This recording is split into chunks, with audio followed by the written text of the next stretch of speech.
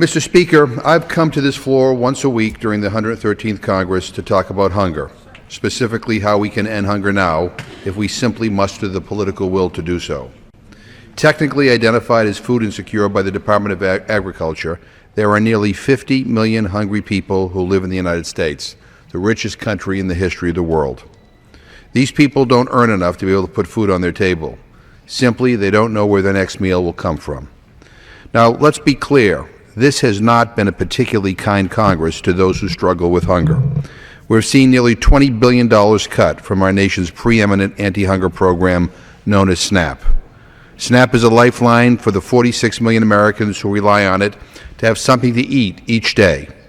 Yet this Congress decided that Americans who live at or below the poverty line can simply absorb massive cuts to SNAP.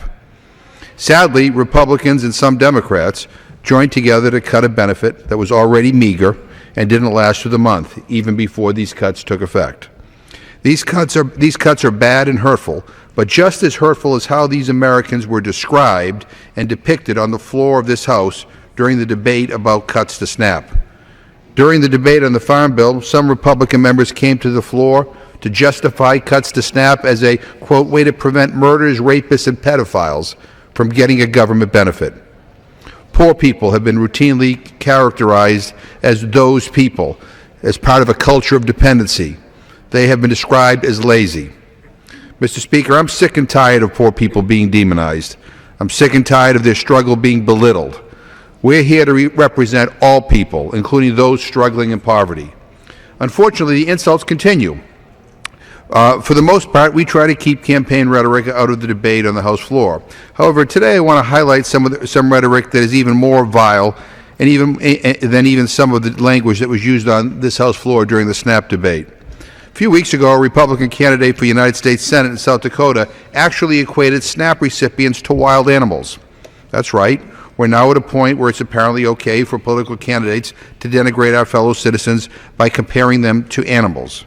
Dr. Annette Bosworth shared a viral image on her Facebook page that said the following, and I quote, "The food stamp program is administered by the U.S. Department of Agriculture. They proudly report that they distribute free meals and food stamps to over 46 million people on an annual basis. Meanwhile, the National Park Service, run by the U.S. Department of Interior, asks us, please do not feed the animals. Their stated reason for this policy being that the animals will grow dependent on the handouts and then they will never learn to take care of themselves." The Post continues, "This concludes today's lesson. Any questions?" End quote. What an incredibly offensive thing for anybody to say. Mr. Speaker, I was taught to love my neighbor. I was taught to care about the people who I was taught to care about people and to strive to make everyone's life better. And what is being tolerated as political dialogue violates those teachings and my core beliefs in humanity.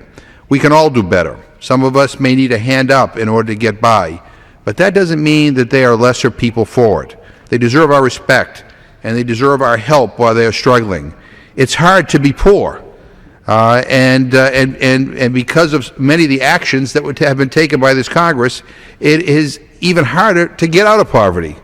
Dr. Bosworth should apologize to the 46 million of her fellow Americans who need SNAP to put food on their tables. She should apologize to the nearly 50 million of her fellow Americans who struggle with hunger and don't know where their next meal will come from. And Republicans should repudiate her disgusting remarks. Now, I'm an optimist. I believe we can end hunger, and I believe we can end poverty in America if we just make the commitment to do so. But hurtful rhetoric like this simply divides us and does nothing to help us achieve the worthy goal of ending hunger now. Hunger is a political condition. We have the food and we have the ability to make certain that nobody in this country goes hungry, but we lack the political will. And demonizing the poor, as so many in this chamber have done and continue to do so, is a sad commentary on this Congress. Our government has a special obligation to the most vulnerable. It's time we lived up to that obligation. The war against the poor must stop. I yield back the balance of my time.